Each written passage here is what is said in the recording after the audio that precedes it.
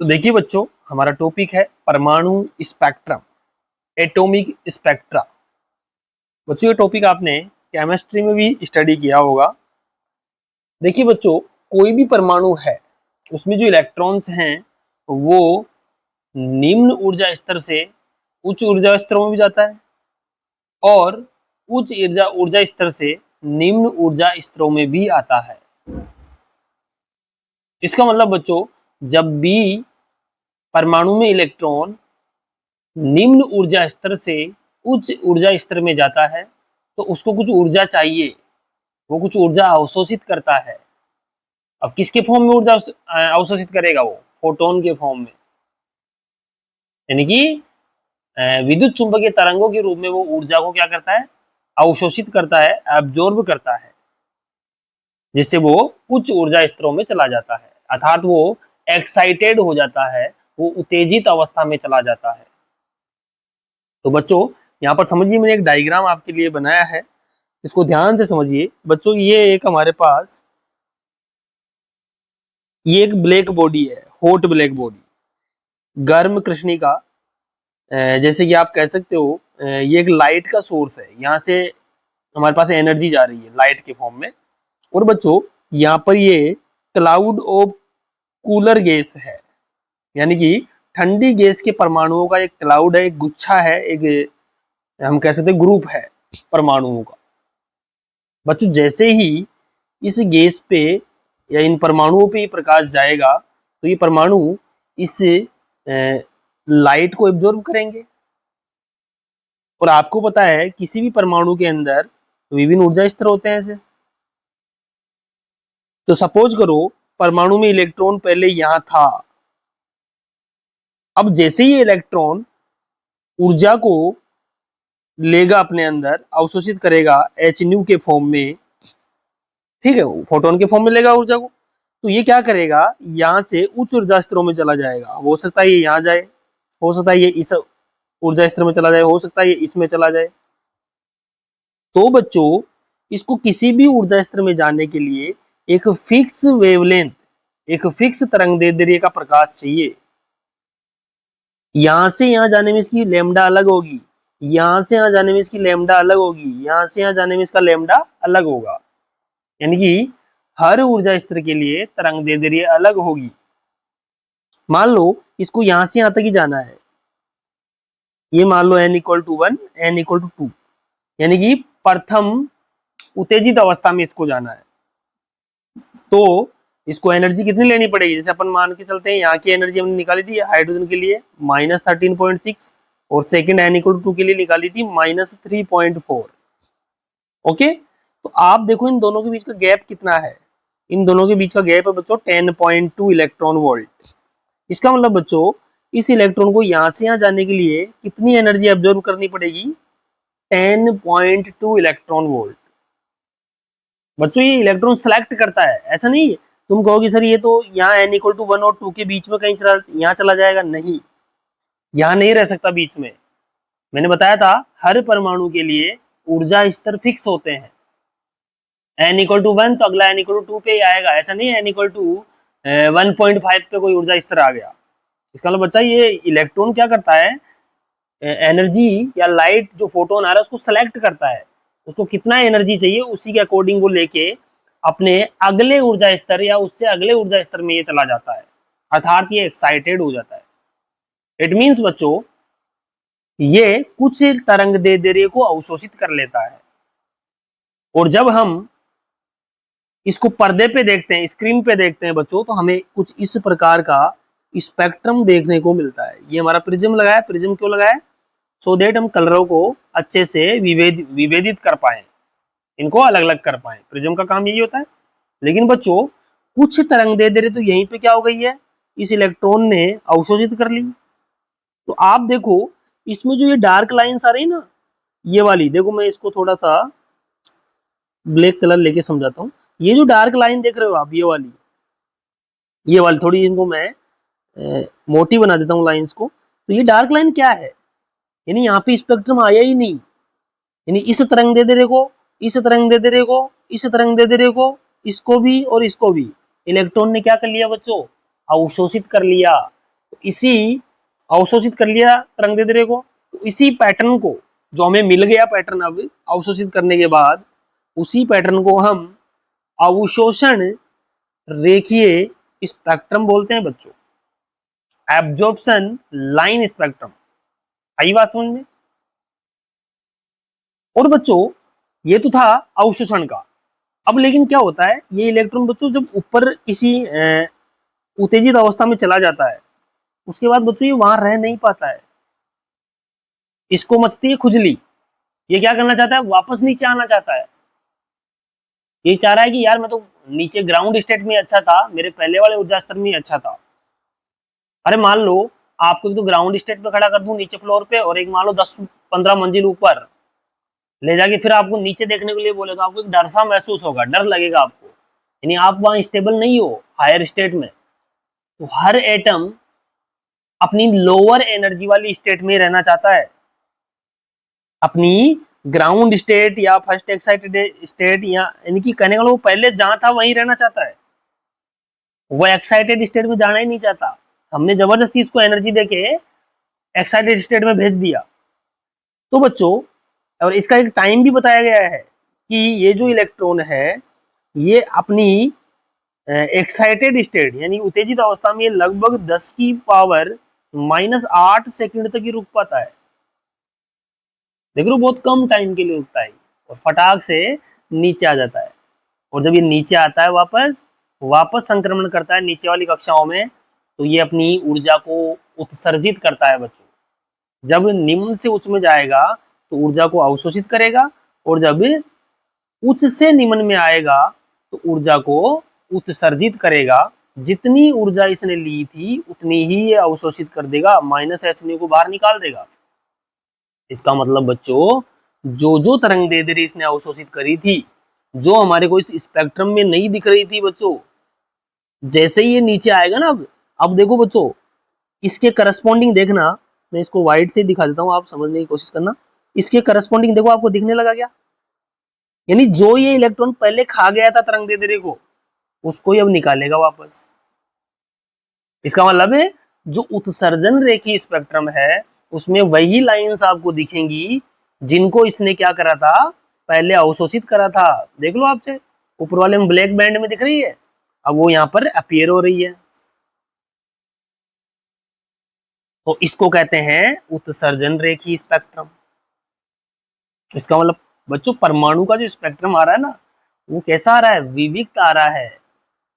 विविक्त का मतलब आप देख रहे हो एक फिक्स वैल्यू के बाद ही मिल रहा है, क्योंकि इलेक्ट्रॉन के फिक्स ऊर्जा स्तर होते हैं, n=1 फिर 2 फिर 3, तो एक फिक्स एनर्जी को ही वो एब्जॉर्ब करता है, या और फिक्स एनर्जी को ही वो रिलीज करता है, बाहर उत्सर्जित करता है। ऐसा नहीं कुछ भी एनर्जी ले लिया और कुछ एनर्जी निकाल दिया, ऐसा नहीं चलेगा।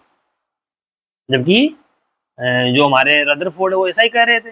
रदरफोर्ड के अकॉर्डिंग ये लाइट सीधी प्रिज्म पे आई और देखो ऐसा स्पेक्ट्रम मिलेगा रदरफोर्ड के अकॉर्डिंग, कंटिन्यूअस स्पेक्ट्रम मिलेगा उनके अकॉर्डिंग, सतत, कैसा, सतत स्पेक्ट्रम। जबकि वास्तव में स्पेक्ट्रम तो ऐसे मिल रहे हैं, विविक्त स्पेक्ट्रम मिल रहे हैं, छोड़ छोड़ के मिल रहे हैं बीच बीच में, है ना। अब बच्चों जो यहाँ दिख रहा था ना, देखो येलो कलर वाला दिख रहा है, वो यहाँ मिस हो गया, क्योंकि उसको तो उसने पहले अवशोषित करा था, इसको सॉरी इसको अवशोषित करा था, अब इसको बाहर उसने उत्सर्जित कर दिया। पहले इसको इसने अवशोषित नहीं करा था तो इसलिए दिख गया, अब क्या करेगा, रिलीज करेगा इसको, अब इसको रिलीज कर देगा। तो कुल मिला के ये बच्चों जस्ट अपोजिट है इसका। यहाँ जो लाइंस आपको नहीं दिख रही थी वो यहाँ दिखेगी, और यहाँ जो दिख रही थी, यहाँ जो दिख रही थी वो यहाँ नहीं दिखेगी, ये मान के चलो आप। इसलिए इसको बोलते हैं अवशोषण रेखीय स्पेक्ट्रम, इसको बोलते हैं उत्सर्जन रेखीय स्पेक्ट्रम। और अकॉर्डिंग टू रदरफोर्ड ये सतत स्पेक्ट्रम होता है, जो कि एक्चुअल में नहीं होता परमाणु का। ठीक है बच्चों, तो इस प्रकार से एक परमाणु में इलेक्ट्रॉन के लिए स्पेक्ट्रम इस प्रकार से हम बनाते हैं, परमाणु का स्पेक्ट्रम बोलते हैं बच्चों इसको। ओके है ना, इसको कृष्णिका पूरा लिख देता हूं मैं, ठीक है। तो ये हमारा कृष्णिका हो गया।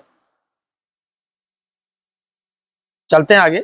अब देखो इसका थ्योरी देख लो फटाफट, थोड़ा आगे और समझाता हूँ आपको बच्चों, आपका स्पेक्ट्रम एकदम क्लियर कर दूंगा, टेंशन मत ना लो आप। प्रत्येक परमाणु में इलेक्ट्रॉन एक निश्चित ऊर्जा वाले कक्षक में ही चक्कर लगाता है बच्चों, जो कि यही बात मैंने ऊपर करी अभी। अर्थात प्रत्येक ऊर्जा स्तर की ऊर्जा निश्चित होती है। जैसे हाइड्रोजन परमाणु के लिए मैं बात कर लूं, तो मैंने आपको बनवाए थे लेवल्स, देखो n इक्वल टू 1 के लिए 13.6 माइनस में, n इक्वल टू 2 के लिए -3.4, n इक्वल टू 3 के लिए -1.51, n इक्वल टू 4 के लिए -0.85, n इक्वल टू 5 के लिए -0.54। और बच्चों इसी को आप एटम के फॉर्म में भी ऐसे रिप्रेजेंट कर सकते हैं। आपने एक अक्षक तो बनाए होंगे ना केमिस्ट्री में बनाए, और इसको आपने केमिस्ट्री में KLMNO से रिप्रेजेंट किया होगा। तो जो K कक्षक है या n इक्वल टू 1 वाला जो कक्षक है, उसकी एनर्जी होती है -13.6। ऐसे एनर्जी मैंने लिख दी है सारी, देखो इन्हीं को मैंने E1 E2 E3 E4 E5 से यहाँ पर डिनोट कर लिया है। तो बच्चों ये एक एटम का अरेंजमेंट है। अब क्या होता है जनरली, एक एटम से कैसे बच्चों कलर्स निकलते हैं, कैसे रेडिएशंस आती है ना। अब देखो क्या हो रहा है, जैसे कि मैं सपोज करता हूँ यहाँ इलेक्ट्रॉन मेरा यहाँ है n इक्वल टू 1 वाले में। अब जैसे ही इस इलेक्ट्रॉन को है ना बाहर से ऊर्जा दोगे ना आप ऐसे, ये ऊर्जा को अवशोषित कर लेगा HNU के फॉर्म में, और ऊर्जा अवशोषित करके बच्चों ये डांस करेगा थोड़ा सा, और ऊपर वाले कक्षों में कूदेगा। हो सकता है वो यहाँ चला जाए, हो सकता है वो यहाँ चला जाए, हो सकता है वो यहाँ चला जाए। जितनी उसको एनर्जी मिलेगी वो उसी कक्षक में चला जाएगा। सपोज करो वो n इक्वल टू 1 से n इक्वल टू 3 में चला गया, और हो सकता है बच्चों n इक्वल टू 1 से 2 में भी जा सकता है। मैं इलेक्ट्रॉन की सारी पॉसिबिलिटीज आपको समझा देता हूँ।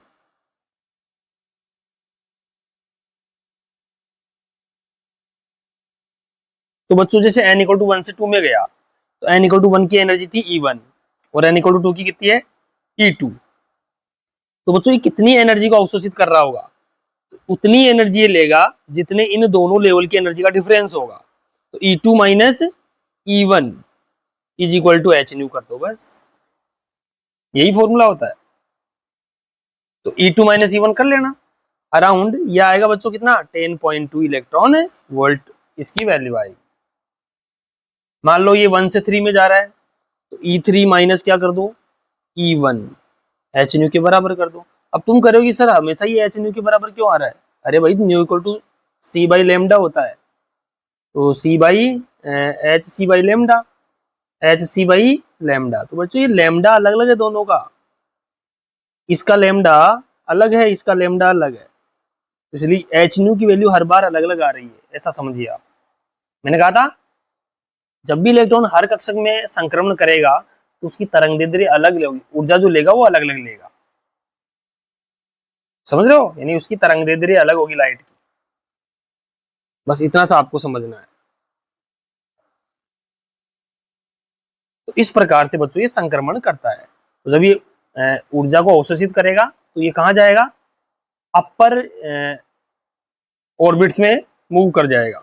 इसका मतलब है इस टाइम जो स्पेक्ट्रम बनेगा वो अवशोषण स्पेक्ट्रम बनेगा बच्चों, यानी कुछ लाइट को ये अब्जॉर्व कर लेगा, अवशोषित कर लेगा, कुछ तरंगदैर्ध्य को खा जाएगा खुद, और जिनको ये खा जाएगा ना वो स्पेक्ट्रम में दिखेगी नहीं आपको, ये पचा गया खुद उनको। तो अब फिर जब ये वापस आएगा ऊपर से नीचे वाले कक्षकों में, यानी कि हायर स्टेट से ये मान लो निम्न वाली स्टेट पे आ रहा है, कहीं भी आ सकता है, जैसे कि 5 से 1 में 2 में जा सकता है, 5 से 4 में भी जा सकता है, 5 से 3 में भी जा सकता है, और 5 से 1 में भी जा सकता है बच्चों। इस बार भी वही होगा, जैसे मान लो 5 से 4 में जा रहा है तो E5 माइनस E4 कर देना, वही HNU के बराबर। आई बात समझ में। तो कुल मिला के एनर्जी का डिफरेंस ऐसे लिखा जाता है बच्चों, और ये फिक्स ऊर्जा स्तर होते हैं। तो इस प्रकार से जब इलेक्ट्रॉन उच्च कक्षाओं से निम्न कक्षाओं में जाएगा तो उस टाइम जो स्पेक्ट्रम बनेगा उसको कहते हैं उत्सर्जन स्पेक्ट्रम।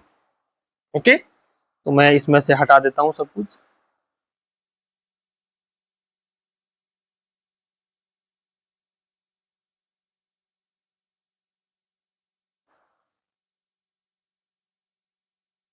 ठीक है बच्चों, ये मैं इसको हटाता हूँ। ये आप डायग्राम में देख लेना, अगर शो करो तो कर देना, एक दो लाइन ज्यादा मत करना। ओके, चले आगे। अब थोड़ी थ्योरी देख लेते हैं फटाफट। तो बात करते हैं स्पेक्ट्रम क्या होता है। जब तरंगों को आवर्ती या तरंग दैर्ध्य के बढ़ते या घटते क्रम में व्यवस्थित करोगे ना बच्चों, उसे ही हम क्या कहते हैं, स्पेक्ट्रम कहते हैं बच्चों। बढ़ते घटते क्रम में कैसे, जैसे विबग्योर है हमारे पास, ये भी एक स्पेक्ट्रम ही तो है बच्चों लाइट का। तो हम ऐसे जमाते हैं इनको, इधर लैम्डा सबसे ज्यादा होता है, तो ये एक स्पेक्ट्रम ये बच्चों कलर्स का। तो कलर्स की ऐसे जो हमने अभी देखा था, कलर अलग अलग आ रहे थे लाइंस के फॉर्म में, तो वो एक निश्चित ऑर्डर में जमे हुए थे, उसे हम स्पेक्ट्रम कहते हैं। अब स्पेक्ट्रम दो टाइप के बताए मैंने, अवशोषण स्पेक्ट्रम और उत्सर्जन स्पेक्ट्रम। फटाफट पढ़ लीजिए बच्चों, कुछ नई डेफिनेशन वही है जो मैंने आपको समझाया। जब भी किसी परमाणु को एक निश्चित ऊर्जा दी जाती है, तो उस परमाणु के इलेक्ट्रॉन निम्न ऊर्जा स्तर से उच्च ऊर्जा स्तर में संक्रमण करते हैं या करता है। अर्थात इलेक्ट्रॉन कुछ निश्चित तरंग दैर्ध्य के प्रकाश को क्या कर लेता है बच्चों, अवशोषित कर लेता है, जिसके कारण, इसको थोड़ा सा सही लिख देता हूं, जिसके कारण हमें स्पेक्ट्रम में कुछ ही तरंगदैर्ध्य के प्रकाश की लाइन दिखाई देती है, जिसे अवशोषण स्पेक्ट्रम कहते हैं बच्चों। ओके, अगला है उत्सर्जन स्पेक्ट्रम। जब इलेक्ट्रॉन ऊर्जा अवशोषित करके निम्न से उच्च ऊर्जा स्तरों में चला जाता है, तो इलेक्ट्रॉन उच्च ऊर्जा स्तरों में अस्थायी होता है। समझे बात को, यानी जब इलेक्ट्रॉन ऊर्जा अवशोषित करके निम्न से उच्च ऊर्जा स्तरों में चला जाता है, वहां क्या रहता है, वो अस्थायी बना रहता है। अब उसको स्थायित्व तो प्राप्त करना है, तो वापस कहाँ आएगा, नीचे आएगा, निम्न ऊर्जा स्तरों में आएगा। जब नीचे आता है ना वो, तो एनर्जी को रिलीज करता है बच्चों, उत्सर्जित करता है। अतः इलेक्ट्रॉन स्थायित्व प्राप्त करने के लिए उच्च ऊर्जा स्तरों से निम्न ऊर्जा स्तर में संक्रमण करता है, जिसके कारण यह इलेक्ट्रॉन निश्चित तरंगदैर्ध्य का प्रकाश उत्सर्जित करता है, जिसके कारण हमें स्पेक्ट्रम में कुछ निश्चित तरंगदैर्ध्य वाले प्रकाश की लाइंस दिखाई देती है, जिसे उत्सर्जन स्पेक्ट्रम कहते हैं प्यारे बच्चों। आई होप आप समझ पा रहे होंगे। ठीक है, आगे चलते हैं। नोट देखो बच्चा, बहुत प्यारा नोट मैंने यहाँ पर लिखा है आपके लिए, कि अवशोषण स्पेक्ट्रम में जो तरंगदैर्ध्य की लाइंस आपको दिखाई नहीं दे रही थी ना बच्चों, वही लाइंस उत्सर्जन स्पेक्ट्रम में दिखाई दे रही है। ये बात कहां से आई है, वहीं से, जो दो डायग्राम थे, यानी जो लाइन यहाँ दिखाई नहीं दे रही ना, ये देखो, वो इसके करस्पॉन्डिंग देखो आप, आपको यहाँ दिखाई दे रही है उत्सर्जन स्पेक्ट्रम में, यही वो नोट है। अवशोषण स्पेक्ट्रम में जो तरंगदैर्ध्य की लाइन दिखाई नहीं दे रही थी, वही लाइंस उत्सर्जन स्पेक्ट्रम में दिखाई देती है।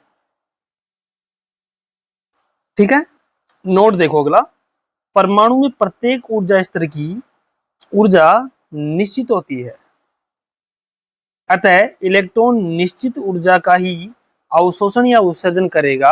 अतः इसी कारण परमाणु का स्पेक्ट्रम सतत न होकर विविक्त होता है बच्चों। विविक्त का मतलब होता है छोटे छोटे टुकड़ों में होता है, विभक्त रहता है, डिवाइड करा हुआ रहता है। जैसे देख रहे थे आप, स्पेक्ट्रम में लाइंस दिख रही थी आपको, कहीं लाइंस मिसिंग थी, फिर वही लाइन अपीयर हो गई वापस, तो इसे कहते हैं विविक्त होना।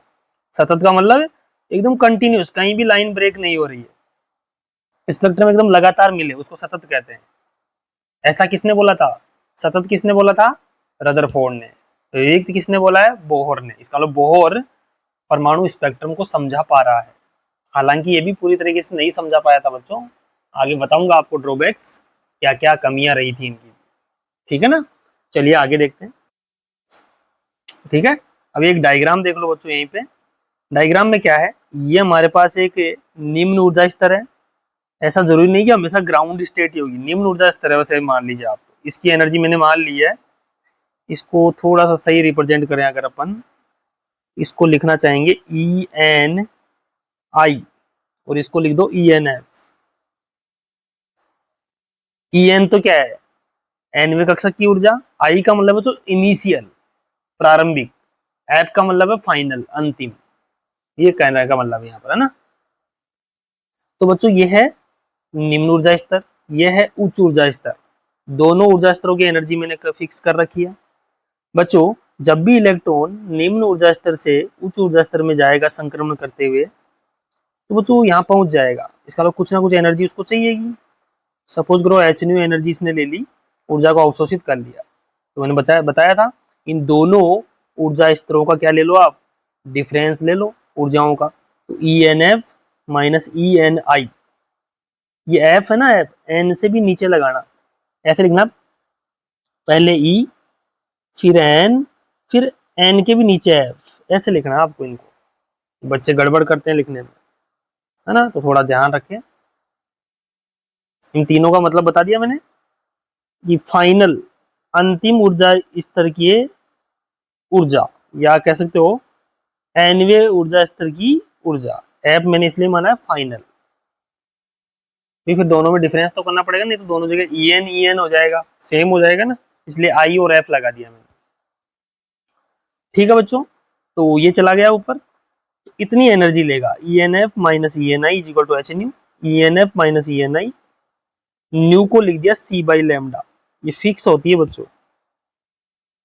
और जब ये यहाँ पहुंच जाएगा तो यहाँ पर ये अस्थायी रहता है, मैंने बताया था आपको, कोई भी इलेक्ट्रॉन उच्च ऊर्जा स्तरों में अपनी उत्तेजित अवस्था में क्या रहता है, वो अस्थायी रहता है, तो इसको वापस आना पड़ेगा नीचे स्थायी होने के लिए। तो ये ऊर्जा को रिलीज करते हुए आएगा, ऊर्जा को निष्कासित करते हुए आएगा, जितनी ऊर्जा ली थी उतनी ही निष्कासित कर देगा एच न्यू। तो E N F minus E N I is C by lambda fix हो जाएगा। ओके, तो वैल्यू वाइज दोनों सेम है, बट एक है अवशोषित ऊर्जा, एक है उत्सर्जित ऊर्जा। ओके ना, समझ में ही बात। चलिए आगे चलते हैं। तो चलिए बच्चों, इसी के अंदर हमारा एक टॉपिक है, इलेक्ट्रॉन संक्रमण के दौरान उत्सर्जित विकिरण की तरंग दे रही है। यानी जब इलेक्ट्रॉन संक्रमण करता है तो वहां उत्सर्जित विकिरण की क्या तरंग दैर्ध्य होगी, उसका हम फॉर्मूला ड्राइव करेंगे, एकदम इजी है, देखना आपके सामने। तो बच्चों यहाँ पर देखिएगा, मेरे पास ये दो ऊर्जा स्तर है,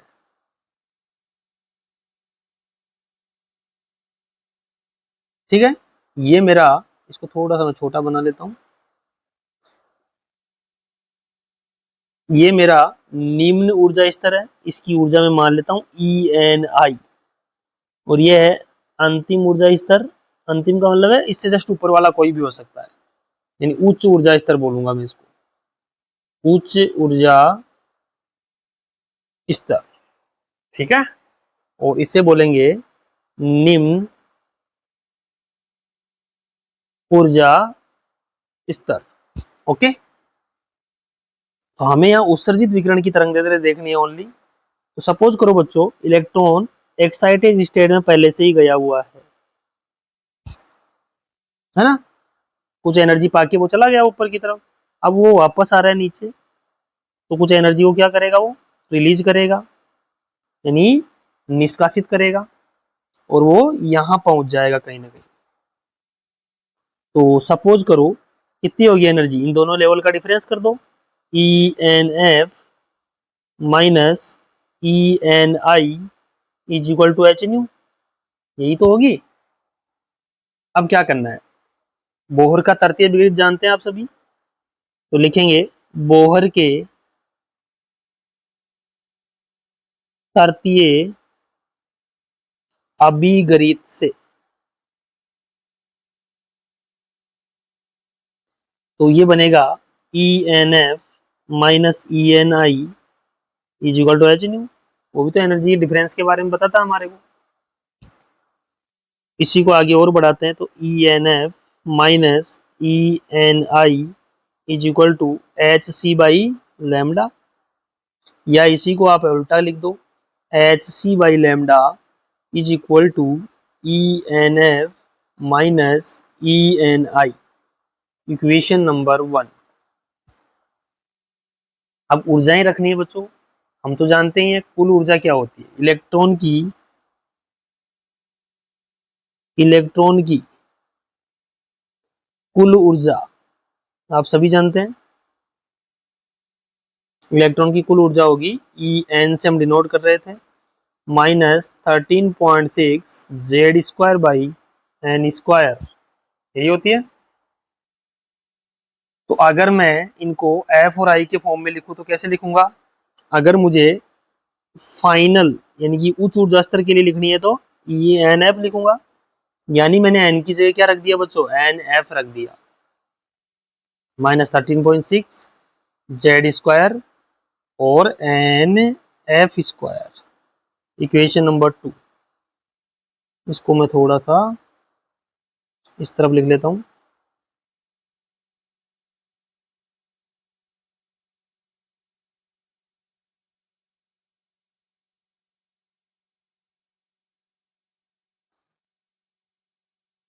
ठीक, यहाँ आप लिख लो, इनिशियल के लिए लिख दो ई एन आई,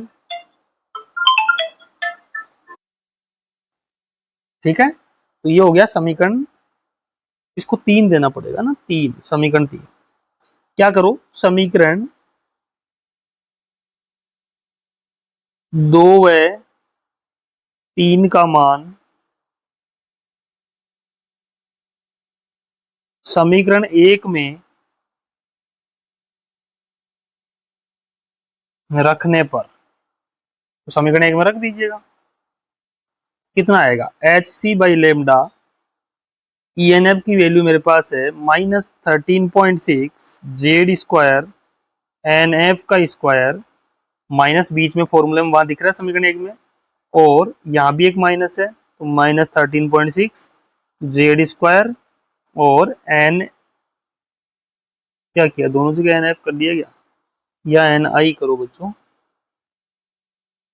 तो यहाँ एन आई आ जाएगा, एन आई का स्क्वायर। ओके, सोल्व कर लेते हैं, S C by lambda is equal to minus of 13.6 Z square N F का square minus minus plus 13.6 Z square N I का square, H C by lambda is equal to, देखो बच्चों दोनों में क्या कॉमन आ रहा है, एक तो 13.6 कॉमन आ रहा है और एक जेड स्क्वायर भी कॉमन आ रहा है। पहले पॉजिटिव वाले को लिख लो, 1 एन आई का स्क्वायर माइनस में 1 एन एफ का स्क्वायर, यही आया। आगे देखिए, ये जो एस सी दिख रहा है ना, एस सी, इस एस सी को क्या करेंगे अपन, इधर ऊपर है ना, ये इधर आ जाएगा इसके नीचे, तो 1 by lambda is equal to 13.6 H C Z square 1 N I का स्क्वायर माइनस 1 एन एफ का स्क्वायर। ओके,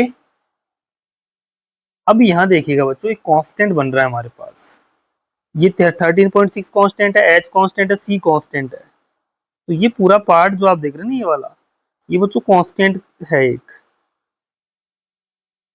कांस्टेंट नियतांक,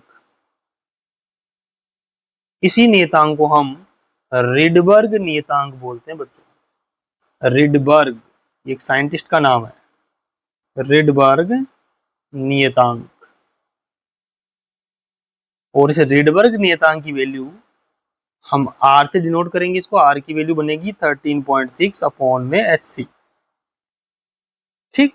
और जब कैलकुलेट करते हैं ना इस आर को अपन, 13.6 और नीचे एच सी की वैल्यू मैंने बताई थी आपको 12431 बताई थी, इलेक्ट्रॉन वोल्ट इंटू एंगस्ट्रम, ऊपर क्या बनेगा, इलेक्ट्रॉन वोल्ट कैसे आया, क्योंकि हमारे पास एनर्जी के फॉर्मूले में क्या था, इलेक्ट्रॉन वोल्ट, तो यहाँ से कॉमन आएगा इलेक्ट्रॉन वोल्ट, इलेक्ट्रॉन वोल्ट से इलेक्ट्रॉन वोल्ट कैंसिल आउट, है ना। तो आर मेरे पास फाइनली बन जाएगा, जो सोल्व करेंगे ना इसको पूरे को, आपको इतना सोल्व करने की जरूरत नहीं है, आप डायरेक्ट वैल्यू याद रखो 1.097 इंटू 10⁻7 मीटर इनवर्स। ध्यान रखना, रेडबर्ग नियतांक की जो यूनिट है ना, वो मीटर इनवर्स आई, कैसे बताओ,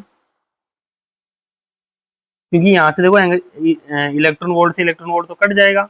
एंगस्ट्रॉम को लिखना आप 10⁻⁻10 मीटर। इस मीटर को ऊपर ले जाना, मीटर इनवर्स हो गया ना अपने आप ही, और 10⁻⁻10 को यहाँ सोल्व कर लेना। ठीक। अगर इसी आर को आप थोड़ा सा और लिखना चाहे सेंटीमीटर में, तो आप लिख सकते हैं 10,977 सेंटीमीटर इनवर्स भी लिख सकते हैं। कोई भी डेसिमल इसके अंदर नहीं आएगा। ठीक। तो 1/λ कितना हो गया ये? इस सर्किल वाले को मैंने कहा, क्या कहा है, R/Z², 1/Ni², 1/Nf का स्क्वायर। ठीक बच्चों,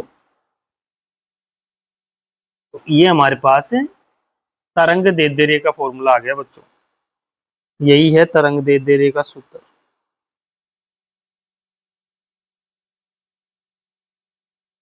और बच्चों इसी 1/λ को याद रखना, इसी 1/λ को बच्चों एक टर्म से डिफाइन करते हैं, न्यू बार। इसको कहते हैं तरंग संख्या। तरंग संख्या, वेव नंबर। तो कई बार क्वेश्चन आ जाता है वेव नंबर क्या है, तो बता देना तरंग दैर्ध्य के व्युत्क्रम को तरंग संख्या कहते हैं। तो आप 1/λ की जगह क्या पुट कर दो, न्यू बार। न्यू बार की वैल्यू आ गई R/Z², 1/Ni², 1/Nf का स्क्वायर। सही।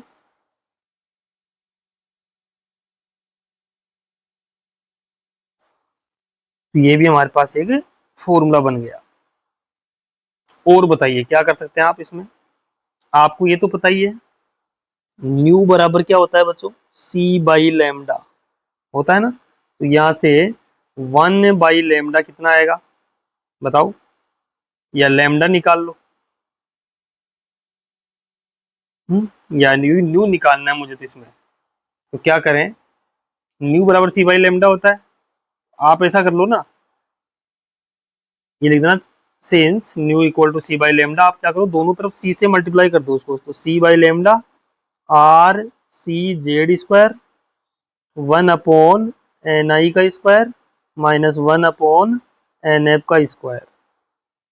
तो C/λ को क्या बोलेंगे, न्यू। R/C/Z², 1/Ni², 1/Nf का स्क्वायर, इसे बोलेंगे बच्चों आवर्ती। ये आवर्ती का सूत्र आ गया मेरे पास। सही। अब अपन इन सारे फॉर्मूलों को एक बार अच्छे से यहाँ लिख लेते हैं। अब मैं हाइड्रोजन परमाणु के लिए लिख रहा हूँ इन सबको। हाइड्रोजन परमाणु के लिए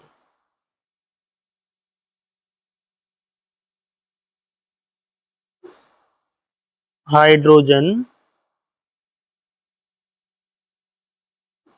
परमाणु के लिए इसके लिए Z = 1 पुट करना पड़ेगा बच्चों। ठीक। तो Z = 1 पुट कर लेंगे तो 1/λ, सारे फॉर्मूलों में Z = 1 कर दो। R/Z² था पहले शुरू शुरू में, तो इसको मैंने 1 का स्क्वायर करोगे 1 ही आएगा। तो यहाँ R बच जाएगा, Ni का स्क्वायर माइनस 1/Nf का स्क्वायर। पहला फॉर्मूला तो ये आ गया। सेकंड देखो, न्यू बार वाला, R 1/Ni का स्क्वायर Nf का स्क्वायर।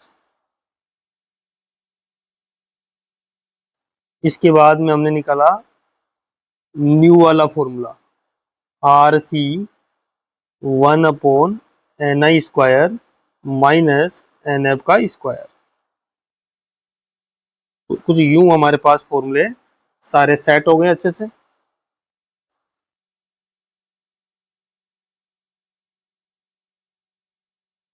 थोड़ा सा मैं इनको सजा देता हूं बच्चों, है ना, डेकोरेट करोगे थोड़ा सा ठीक लगेगा। ये इंपॉर्टेंट है आपके लिए, इनको याद कर लेना बच्चों। हाइड्रोजन परमाणु के लिए डायरेक्टली याद होनी चाहिए आपको।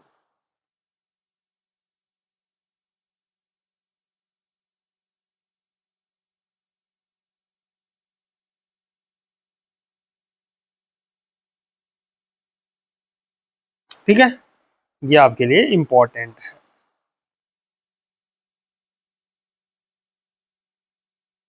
ठीक, इनको देखो, एक थोड़ा सा और मैं आपको यहाँ बता देता हूँ कुछ, क्योंकि कई बार न्यूमेरिकल में फिर प्रॉब्लम करोगे आप लोग। यहाँ कुछ लिखवा देता हूँ बात। यहाँ देखो एन और एन को कैसे आप पहचानोगे क्वेश्चन में। एन का मतलब क्या है, वह कक्षा जहां पर इलेक्ट्रॉन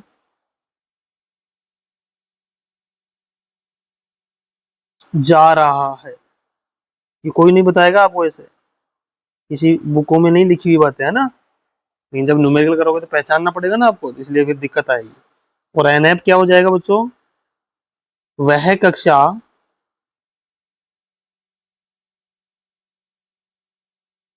जहां से इलेक्ट्रॉन आ रहा है। ओके, तो बच्चों ये हमारा यहां तक कंप्लीट हुआ। चलते हैं नेक्स्ट टॉपिक पे। अगला है बच्चों हाइड्रोजन परमाणु का रेखीय spectrum, in line spectrum of hydrogen atom. ये आपके एनसीईआरटी का टॉपिक अच्छे से लिखा हुआ, line spectrum of hydrogen atom. आपको स्पेशल पढ़ना है इसको, ठीक है। तो पढ़िए क्या है, वही बातें जो मैंने आपको ऊपर समझाई है कि जब भी किसी एटम को एनर्जी देंगे तो इलेक्ट्रॉन्स क्या करेंगे, हायर स्टेट्स में जाएंगे, उच्च ऊर्जा स्तरों में जाएंगे, तो कुछ ऊर्जा अवशोषित करेंगे, और नीचे आएंगे तो कुछ ऊर्जा निष्कासित करेंगे। जब हाइड्रोजन गैस को गर्म किया जाएगा, गर्म करने वाले बच्चों यहाँ हीट दे रहे हैं, जिससे कि वो हाइड्रोजन जो गैस के अणु है ना, वो परमाणु में विभक्त हो जाएंगे। परमाणु में विभक्त हो जाते हैं। इन परमाणु में उपस्थित इलेक्ट्रॉन ऊर्जा को क्या करेंगे, अवशोषित करेंगे। जो आप ऊर्जा गर्म करके दे रहे हो ना, ये वाली निम्न ऊर्जा स्तरों से कहाँ चले जाएंगे, उच्च ऊर्जा स्तरों में चले जाते हैं। लेकिन वह इलेक्ट्रॉन उच्च ऊर्जा स्तरों में अस्थायी होता है, जिसके कारण वह इलेक्ट्रॉन ऊर्जा उत्सर्जित करता हुआ उच्च ऊर्जा स्तरों से निम्न ऊर्जा स्तरों में संक्रमण करता है। यह ऊर्जा विद्युत चुंबकीय तरंगों के रूप में होती है, जो कि विशिष्ट तरंग दे दे रही है। ये डबल टाइम लिख दिया यहाँ पर, विशिष्ट तरंग दैर्ध्य के रूप में स्पेक्ट्रम रेखाओं के रूप में दिखाई देती है बच्चों, सही है ना। इन स्पेक्ट्रमी रेखाओं की तरंग दैर्ध्य निम्न सूत्र द्वारा दी जाती है। बच्चों ये सूत्र हमने बनाया है अभी, वही सूत्र है। यहाँ जेड इक्वल टू 1 रखा हुआ, हाइड्रोजन परमाणु की बात कर रहे हैं अपन स्पेशली। अब बच्चों इस स्पेक्ट्रम में निम्नलिखित श्रेणियां प्राप्त होती है। ये श्रेणियां आपने केमिस्ट्री में पढ़ी होगी अच्छे से। हाइड्रोजन स्पेक्ट्रम में निम्न श्रेणियां प्राप्त होती है, लाइमन श्रेणी, बामर श्रेणी, पाश्चन श्रेणी, ब्रैकेट श्रेणी, फुंड श्रेणी। तो बच्चों आज अपन यहीं तक करेंगे, बाकी हम नेक्स्ट लेक्चर में देखेंगे, इनको डिटेल में पढ़ लेंगे सबको, सभी श्रेणियों को। और बच्चों ये श्रेणियां पूरा होने के बाद, यानी कहने का मतलब मैं अगले लेक्चर में इसको फिनिश कर देंगे लगभग अपन, है ना। पूरा चैप्टर हो जाएगा लगभग, कुछ नहीं अब ये श्रेणियां पढ़ना है। फिर हमें बोहर का परमाणु मॉडल के क्या पढ़ने हैं, कमियां क्या क्या रही थी। उसके बाद बच्चों डी ब्रोगली ने बोर का जो सेकंड पोस्टुलेट था, अभिगृहित था, उसका स्पष्टीकरण दिया था, उसको स्टडी करना है। छोटा सा टॉपिक है, 5 मिनट का। उसके बाद बच्चों एक दो टर्म मैं आपको पढ़ाऊंगा, आयनन ऊर्जा, आयनन विभव, उत्तेजित ऊर्जा, उत्तेजित विभव। हालांकि सिलेबस में तो नहीं दे रहेगा, फिर भी मैं कराऊंगा, क्योंकि कई बार क्वेश्चन आ जाते हैं बच्चों। ठीक है, तो चैप्टर को अपन अच्छे से करेंगे, तो अगले लेक्चर में 100% चैप्टर आपका खत्म हो जाएगा। ओके, तो thank you for watching this lecture. Love you all my dear students. Thank you again. Thank you.